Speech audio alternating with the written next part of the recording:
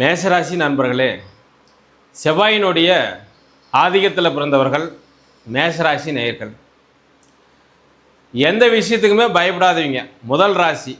எப்பேற்பட்ட விஷயமாக இருந்தாலும் எளிதாக துணிச்சலாக செய்து முடிப்பவர்கள் மேஷராசி நேயர்கள்.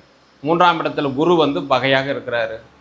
மூன்றாம் இடத்துல பகை இருக்கிறதுனால சகோதரஸ்தான பிரச்சனைகள் வருமா, சகோதரதானத்துக்கு ஏதாவது துன்பங்கள் வருமா, உயிர் சேதாரம் ஏற்படுமா அப்படின்னு பார்க்கும் பொழுது அதெல்லாம் எந்த பிரச்சனையும் வராது.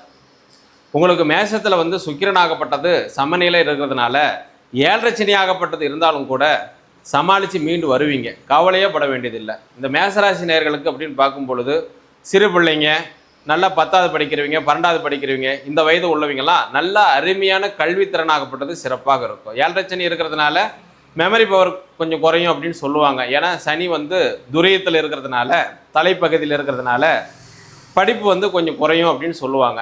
அதுக்கு நீங்கள் பயப்படவே வேண்டியதில்லை. சிவனை கும்பிடுங்க, முருகனை கும்பிடுங்க, உங்களுக்கு கல்வி சிறப்பாக இருக்கும்.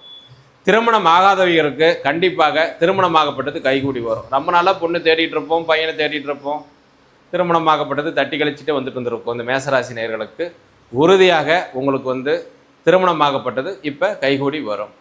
வெளிநாடு போகலாம் அப்படிங்கிற மாதிரி உங்கள் மனசில் எண்ணங்களாகப்பட்டது இருந்தாலும் உங்களுக்கு உடனடியாக திடீர் அதிர்ஷ்டமாகப்பட்டது உங்களுக்கு கிடைக்கும். மண் தொழில் செய்துட்டு இருக்கிறவங்க, ரியல் எஸ்டேட் மண் தொழில் செஞ்சுட்டு இருக்கிறவங்களுக்கெல்லாம் இந்த மேஷராசிக்கு ஒரு 8-9 மாத அளவில் கொஞ்சம் பெருசான பலனாகப்பட்டது இருந்திருக்காது.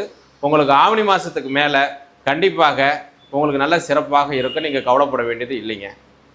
உத்தியோகம், கலை சம்மந்தப்பட்ட தொழில் செய்கிறவங்க, அரசியல்வாதிகளுக்கு எல்லாத்துக்குமே சிறப்பாக இந்த 2025 உங்களுக்கு சிறப்பாக இருக்குது. அது இல்லாமல் சூரியனாகப்பட்டது உங்களுக்கு மிதனத்துக்கு வராரு.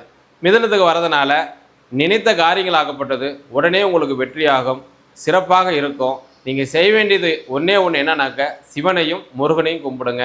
எல்லா விதமான நன்மையும் உங்களுக்கு அமையும். நன்றி.